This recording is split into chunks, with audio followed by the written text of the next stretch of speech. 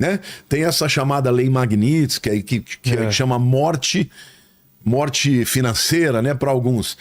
Saiba que no futuro vai ser exatamente assim. Se você não se submeter ao princípio do anticristo... Não vai existir... Você vai morrer. No sistema você vai sair do sistema. Então, ou seja, hoje nós já estamos vivendo em tempos em que estas coisas já estão vislumbrando. Quero deixar claro aqui, tá? Que eu não estou dizendo que o Donald Trump é o anticristo. Não, eu só estou dizendo, muito pelo contrário, eu acho que ele é que está lutando para que o mundo continue a ser livre, um mundo livre. Mas o que eu estou dizendo é que dentro de uma economia globalizada, quando chegar o tempo do anticristo, ele vai conseguir fazer com que as pessoas sejam desligadas do sistema se não se submeterem. Então, esse tipo de crente ou de pessoas Nutelas que, sabe, que vivem, só pensam eu sempre brinco, né? Porque a Bíblia mesmo usa a metáfora do soldado, do atleta, quando fala da vida cristã. Eu falo, gente, eu procuro ter sempre autoridade em tudo que eu falo, mas essa é uma área que eu não tenho autoridade e eu vou falar. Por quê? Porque, cara, eu sou um cara que eu não faço uma academia. Você pergunta, você faz exercício? Não faço. Não... Então, assim, eu não tenho muita moral para falar, mas a Bíblia diz que a vida cristã é semelhante a um atleta de maratona, é semelhante a um lutador de wrestling. Você tem lutas. E quanto mais forte você, mais você se tornará uma pessoa apta para sobreviver. Numa guerra, só sobrevivem os fortes. Os fracos morrem. E aqui eu não estou falando de morte física, eu estou falando até de morte espiritual. Porque vai chegar um tempo em que as pessoas terão que lidar com a escolha de permanecer com a sua fé ou negar. Esse pastor iraniano que morreu com a sua família, deram mais de mês para ele negar a fé e dizer, não, eu sou islâmico. E ele falou, não vou negar, eu não vou negar Jesus. Aí mataram ele. Então, eu fico pensando, metade das pessoas que hoje se dizem cristãs, será que elas aguentariam um negócio desse? Então, eu peço para Deus, Senhor, se eu tiver que passar por isso, me dê força, porque eu não quero negar minha fé. Agora, pessoas fortes espiritualmente, elas vão ter um destino. Onde quer que seja, em qualquer circunstância, elas vão fazer diferença na história dos homens, tá? Então, o que eu vejo? Que a sobrevivência da humanidade passa primeiro pela sobrevivência dos indivíduos. E eu quero dizer para você que está me vendo, tá na hora de você levantar a cabeça e deixar de ser um cristão mimimi. Eu acho melhor um camarada dizer eu não sou cristão do que um que se diz cristão, mas vive como se não fosse. Então, essa sociedade que está enfrentando essas lutas que vão escalar para níveis maiores, ela vai dividir os fortes e os fracos. Eu não estou falando de fortes fisicamente, eu estou falando de pessoas que nada pode demovê-las da sua fé e da sua convicção. Eu me lembro dos discípulos, antes de Cristo ressuscitar, na crucificação todos fugiram. Só João ficou ali junto com Maria, mãe de Jesus, e mais algumas mulheres. Os outros fugiram todos. Pedro negou 3 vezes, né? Negou 3 vezes e picou a mula. Mas depois que eles viram o Cristo ressuscitado, Pedro e João foram presos. Aí os libertaram e disseram assim, olha, para de falar de Jesus. Aí ele falou, como posso deixar de falar das coisas que eu tenho visto e ouvido? Mais importa agradar a Deus ou aos homens. Não era o mesmo Pedro. Aí era um grande líder, o primeiro líder que Deus levantou na igreja. Então, eu quero dizer que esta é a hora, eu estou falando para muitos cristãos, não importa qual seja a sua denominação, de você estar firme com Deus, buscar a Deus na oração, na comunhão, na leitura da palavra, para se fortalecer, para viver nesta sociedade como alguém firme e forte, não se deixando abalar pelas lutas e tampouco pelas influências desse mundo. E outra coisa também, pastor, eu vi muito na época da eleição e pós-eleição, muita gente usando o púlpito para quase colocar o certo candidato ou certa candidata como se estivesse acima de Deus, né? E nesse período eu sempre dizia o seguinte, só tem um Messias que salva. Exato, não e tem é Jesus. Ninguém que está acima de Deus. Não, maldito o homem que confia no homem. Eu acho que nós temos que tomar posição, cada um. Vivemos numa nação que você pode escolher, Claro. quem você quer votar, mas nenhum pode ser a tua esperança. E um ganhar, o outro ganhar, não muda nada Não na nossa muda fé, nada. na nossa caminhada, nada. É isso que eu penso. A Tem igreja. o sentimento de que, se não for tal pessoa, a gente tá perdido, porque não tem nada a ver uma coisa com outra, né? É interessante porque a igreja primitiva, ela se levantou no meio do Império Romano. O Império Romano era o império mais poderoso. Você sabe por que eles jogavam as pessoas No Coliseu, no Coliseu e no Circo Romano? Os cristãos, né? Porque desde César Augusto, que foi divinizado, ele experimentou a chamada apoteose, que era uma cerimônia em que ele passou a ser Deus perante os homens. Foi divinizado. Todos os demais Césares eram divinizados. Então, se você chegava num templo onde tinha Diana, a deusa Diana dos Efésios, Tinha que ter também. tinha também que ter do imperador. Putz. E os cristãos não se dobravam perante esses ídolos. E aí eles eram levados na presença de César e muitas vezes de outros prepostos e dizia: você vai adorar os nossos deuses, você vai morrer. Eu vou morrer. E eles eram jogados. Aqui mesmo no chat, olha como tem idiota aqui, né? Eu tô falando de candidato e o pessoal falando, você é esquerdista, ou então você é não sei o quê. Gente, eu tô falando de qualquer candidato. Engraçado como a galera, eles acham que você tem que ter a mesma opinião que todo mundo. Você não glorificar, não exaltar um candidato, você é isento. A isenção tinha que ser geral. Você não confia no homem. A verdade é a seguinte: nem Lula, eu acho que nem nós Bolsonaro, precisamos ter o direito de votar e decidir e lutar pelas nossas convicções. Isso é fundamental. Porém, o que eu tenho dito é que nós não podemos ter esperança em homens. Não, e outra... A igreja primitiva, ela lutou contra o sistema. E ela foi tão poderosa que chegou uma hora que o sistema teve que se render a ela.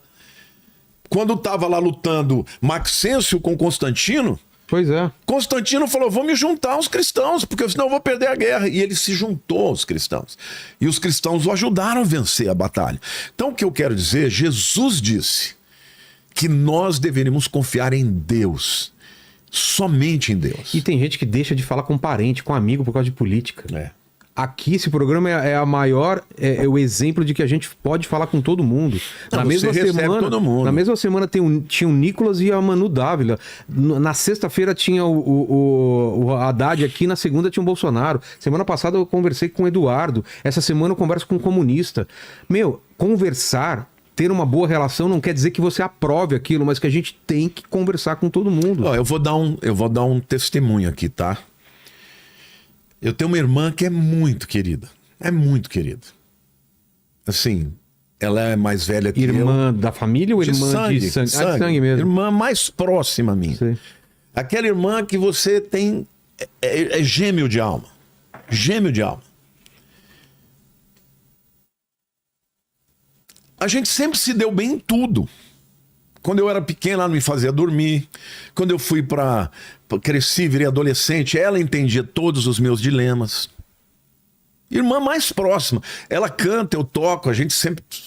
Sabe quando você tem tudo em comum com uma pessoa? Sim. Um dia, e ela é uma pessoa que é mais à esquerda. Ela foi fundadora do PT. E um dia, numa conversa do nada, eu fiz um comentário... Meu... Cara, a gente entrou numa discussão, mas numa discussão, Putz. nunca tinha acontecido. Cara, eu tenho 64 anos, nunca eu tinha brigado com ela na vida. E foi brigar por causa de política. Por causa de política. Você vê que besteira. Terminou, veio aquele sentimento de tristeza, porque eu briguei com a minha irmã e ela brigou comigo. Aí eu mandei uma mensagem para ela, falei: me desculpe. Eu não podia ter feito isso com você. E ela: não, meu irmão, eu te amo, eu também não podia. Eu falei: olha, a partir de agora vamos falar de tudo, menos disso. Porque eu falei: eu vou perder a amizade com a minha irmã, que tem uma história por causa de política de homens. Meu Deus do céu. Uma resposta que eu achei muito boa foi no Roda Viva. Não sei se foi o Pondé que respondeu, mas uma jornalista falou assim: eu não suporto meu pai, acho que era meu pai ou meu tio é muito bolsonarista, e aí eu vou ter que encontrar ele no final do ano, e eu já sei que eu vou me estressar. Ele fala assim, se a tua relação com seu pai se resume a política, se vocês não têm mais nada pra falar além de política, o problema não é o Bolsonaro, não é o Lula, o problema é a relação de vocês. Só não fala disso, então, se você sabe que vai se estressar, se você não concorda, fala de outra coisa. E é isso que eu vejo no chat, é que o pessoal sabe, brigando, falando, você é esquerdista, você é bolsonarista. Pra quê? A pessoa é cristã. Ela é... E aquilo, você sabe que eu não uso as minhas mídias sociais para ficar falando de política. E tá certo, nem eu não uso por quê? Porque eu falo de uma coisa que é eterna. Eu falo da fé e falo de Cristo. Eu sempre digo, eu quero falar de Cristo, porque eu quero que as pessoas ouçam da minha boca sobre o amor de Cristo, não importa se ela é direita, esquerda, entendeu? Eu quero que ela olhe para mim e fale, ele está pregando uma coisa que é eterna. Por quê? Porque guerra política já passou, tantos homens já passaram. E vai passar. E vão passar esses também, entendeu? É passageiro. Agora eu vou deixar de pregar o evangelho. Agora, o que eu quero dizer é o seguinte, essas pessoas que estão vivendo neste mundo, somente tendo expectativas de coisas desse mundo, essas pessoas são fracas, elas não vão conseguir enfrentar as realidades espirituais. Não faz parte da luta também essa divisão entre as pessoas? Claro. Você dividir por machistas, feministas, negros e brancos, direita, esquerda. Não é uma tentativa também. É uma cortina de fumaça para esconder. Porque você fica brigando por coisas pequenas quando não presta atenção no que é. E você quer saber de uma coisa? Você pode ter certeza que por trás da direita tem demônios. Claro. Por trás da esquerda tem demônios. Não tenho dúvida. Se você entra no jogo deles, no final você pode ganhar e ainda perder. Porque nós fomos chamados... Aqui, olha, eu estou querendo deixar bem claro, não sou isentão. Eu tenho o meu lado, eu sempre deixei claro que eu sou de direita, eu defendo a Bíblia, porém, eu quero ter liberdade para ter pessoas na minha... Eu tenho ovelhas minhas que são de esquerda e que me amam. Me amam, falam, pastor, você é diferente. Eu quero continuar falando do amor de Cristo para qualquer um. Entendeu? Agora, o que eu acho que nós precisamos entender, Vilela, que hoje nós estamos, quando a gente entrar na questão geopolítica... Eu não me conformo aqui, tem ignorantes como Edmeia, Vilela cresceu às custas dos cristãos e da direita, agora está cuspindo o prato que comeu. É ignorante. Eu nunca cresci às custas de ninguém. Aqui vem todo mundo, você sabe, eu chamo até ateu, eu chamo, veio aqui satanista, entendeu? Se eu fosse assim, a galera acha que primeiro, é um podcast gospel, que eu só trago gente de religião, que não é verdade, e eu só trago gente da direita. A gente, quando vai fazer a agenda na semana, a gente faz o possível para contrabalancear. Para dar uma mesclada, né? Pô, o Lamartine é conservador, ele é da igreja, vamos trazer então alguém da esquerda. A gente sempre tenta fazer isso. E eu vejo isso aqui, eu só tenho pena, são pessoas ignorantes. Eu queria até fazer aqui uma defesa sua, e na verdade defesa daquilo que as pessoas precisam entender. Eu vi um post hoje que eu copiei, eu queria ler para você. Ele diz assim, construa como Noé. O mundo o chamou de louco, mas ele continua a construir, por décadas em obediência sem aplausos. Lute como Davi, um jovem sem nenhuma armadura, experiência ou apoio, mas ele se apresentou para enfrentar Golias e o venceu. Lidere como Moisés. Ele era inseguro, tinha dúvidas, estava no ponto mais baixo da sua existência, mas ele disse sim para Deus e conduziu uma nação à liberdade. Ame como Jesus. O Rei dos Reis se dobrou, lavou os pés dos homens, inclusive daquele que o traiu. Pois é. Sabe o que eu achei sensacional aqui? Porque fica evidente que Deus tem para cada um de nós um chamado diferente. Você recebeu esse chamado de trazer pessoas de todos os espectros. Porque se não fosse assim, você não ia falar para tanta gente. Mas eu acho que as pessoas também, isso eu já percebi. Presta atenção na sua crítica que você faz, por exemplo, a Rafa Biajante. Isso daqui diz mais sobre ela do que sobre mim. Porque quando ela fala que, por exemplo, Vilela igual Malafaia dando dinheiro, ele abraça Deus o capeta, isso tem mais a ver com ela, tem a ver com a pessoa. Porque ela fala, se eu receber dinheiro, eu falo bem desse, eu falo bem desse. Então, Nunca passou pela minha cabeça receber dinheiro pra trazer algum convidado, como a gente nunca trouxe, ou pra falar bem de alguém ou de outro. Como a pessoa fala, pô, se eu tivesse na posição do Vilela e eu recebesse dinheiro, eu ia falar bem. Então, essas críticas têm muito mais a ver com a pessoa que tá falando. As pessoas julgam por si mesmas. Exato. A partir do seu Porque filtro. faz parte assim, pô, eu não tenho problema nenhum em vender minha opinião. Então, se eu tivesse lá, eu vendia. Então, se ele tá trazendo essa pessoa, com certeza ele ganhou. E é triste isso. É triste. Mas você percebe como essas pessoas estão debaixo do engano. É. E eu não tô falando que é do da direita ou esquerda, eu tô falando Mas que pessoas sabe o que mais me deixa triste? Que quando você vai ver o perfil, tá escrito cristão lá. A maior parte disso é cristão. Quando eu vou rezar com o Frei Gilson, todo mundo sabe que eu sou evangélico. O Frei Gilson sabe que eu sou evangélico. Todo mundo sabe. Ele nunca me forçou, ele nunca me colocou na parede, você tem que se converter e tal. Não, aliás, ele é uma graça. Não, ele é demais, é incrível. Onde você chamá-lo, pode me chamar com Sério? ele, eu quero fazer uma junto. Vamos fazer isso junto. Então, assim, cristãos, Vilela tá nessa por like. Sério mesmo que eu vou sair pra rezar às 4 horas da manhã por causa de like? Eu não preciso disso. Eu vou porque minha mãe é católica, eu tenho um respeito imenso por ela, ela adora o Frei Gilson e eu fui por causa dela. Eu fui porque eu gosto do Frei Gilson e eu não vejo um problema em a gente rezar e a gente orar junto com outras pessoas que são de Deus também. Lógico. Só que as pessoas falam assim, se ele foi lá é porque ele tem interesse, né? E isso me deixa triste porque o foco não é esse, o foco é, estamos falando de coisa boa. O Frei Gilson, o que ele fala, tem alguma coisa que foge do que eu acredito? Não. E outra, eu nunca falei, estou indo lá porque estou numa conversão na Igreja Católica. Eu já fui da Renovação Carismática, sabe a minha história. Só que me converti e sou evangélico e não tem problema nenhum. Ele vem aqui, a gente já fez programa juntos também, que tava o Rodrigo Silva, tava um judeu, tava um padre. E eu acho muito legal. Eu acho que a gente não tem que abrir mão do que a gente acredita. Entendeu? Eu não vou dizer que eu concordo tudo que acontece na Igreja Católica, entendeu? Mas também não concordo com tudo que acontece no Evangelho. Na evangélica eu tenho muitas restrições também. Então claro, a verdade é o seguinte, meus queridos, deixa eu dizer uma coisa pra vocês. Eu sou corintiano também. Muita gente deve falar, pô, Vilela ainda é corintiano. Queria dizer pra você uma coisa. Nós estamos vivendo, é isso que eu queria dizer para todo mundo, nós estamos vivendo no melhor período da história da humanidade. Amém. Porque hoje você pode falar aqui e a tua palavra ir para o mundo inteiro.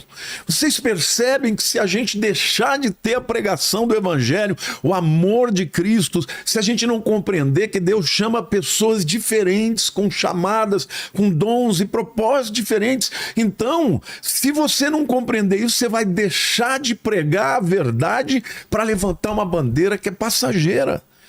Então, o que eu decidi, essa experiência que eu tive, né, com a minha irmã tão amada, entendeu? Foi para me abrir os olhos, para eu não entrar numa coisa dessa. Falei, meu Deus, eu já briguei com a minha mãe por causa de religião. Eu vou colocar em risco o meu amor tão verdadeiro pela minha irmã, que também sempre me amou, porque ela pensou diferente de mim na questão política. Então, é óbvio que eu tenho posicionamento, mas na minha igreja, eu não vou lá falar que tem que votar em A e B. Na minha igreja eu prego Jesus. Se alguém quiser saber a minha opinião, vem perguntar. Mas lá na hora eu não vou ficar falando em quem. Por quê? Porque eu não posso deixar que o evangelho seja substituído por qualquer outra narrativa. Porque isso forma pessoas fracas, que não sejam fortes espiritualmente e nem sejam alimentadas pela palavra de Deus. E você não acha também, Lamartine, que mais do que você falar em Deus, mais do que você ler o evangelho ou ir na igreja, o exemplo não é mais forte? Então, qual é o exemplo de uma pessoa que fica o dia inteiro apontando para os outros? Você não é cristão de verdade, hein? Você não sei o quê. Eu vejo isso na rede social.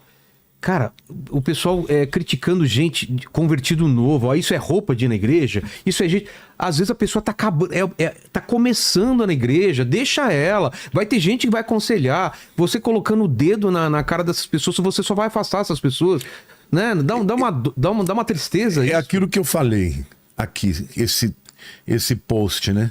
A gente tem que compreender que existem chamados diferentes. E estágios diferentes. Né? Estágios diferentes, mas o amor tem que permear tudo. E a Bíblia tem que ser a regra de fé e prática. Eu prego a Bíblia, eu acredito na Bíblia. Para mim, a Bíblia é a palavra de Deus.